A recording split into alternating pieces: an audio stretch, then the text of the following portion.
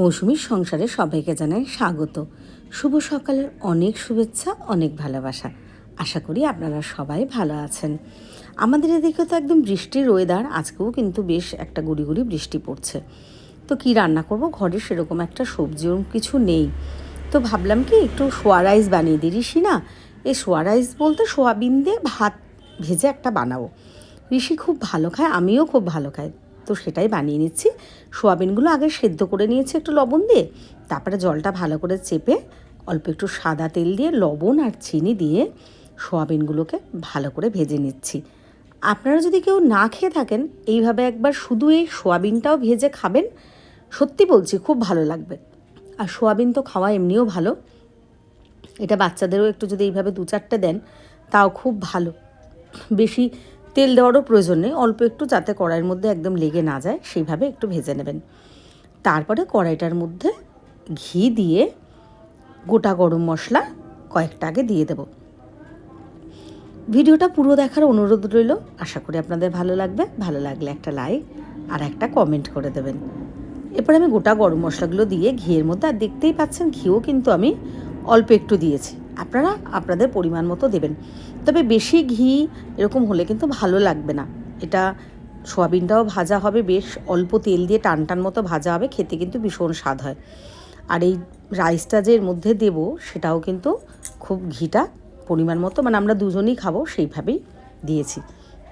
এই কাজু আর কিশমিশগুলো আমার ঘিয়ে ভাজাই ছিল আগের থেকে, তো আমি সেগুলোও দিয়ে নিলাম। অল্প একটু কিছুক্ষণ ভালো করে ওগুলো তাও ভেজে নিলাম। আর হঠাৎ করে এটা না, আমাদের তো আগের থেকে কোনো রকম ঠিক ছিল না, ভাতটা যে নর্মাল চাল বাড়িতে খাই সেই ভাতটাই রান্না করেছিলাম।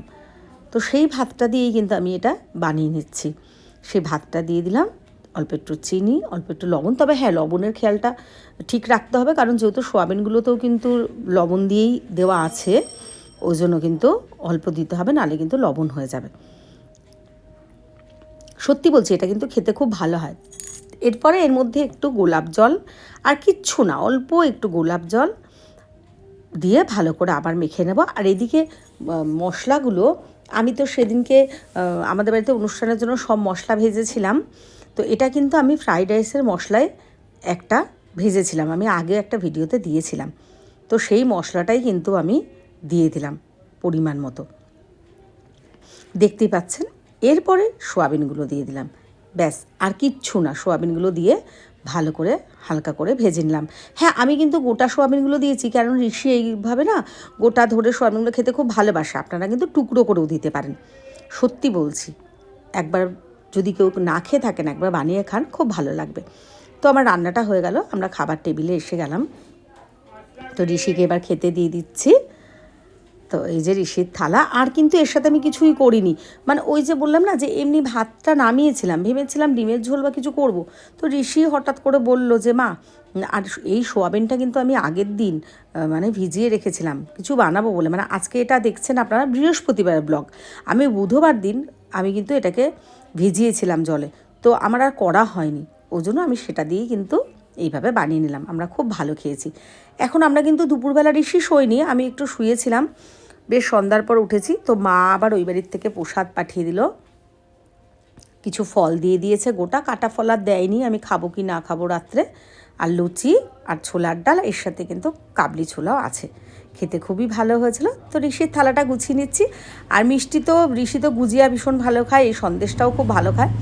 আনার সাথে সাথেই ও কিন্তু খেয়ে নিয়েছে, আর ভিডিও করার অপেক্ষা করেনি। তো ওকে যখন খেতে দিচ্ছি, যা ছিল সেই দিয়ে গুছিয়ে দিচ্ছি, আমরা রাত্রে এটাই খেয়ে নিচ্ছি। তো আজকের ভিডিওটা আমি এখানেই শেষ করছি।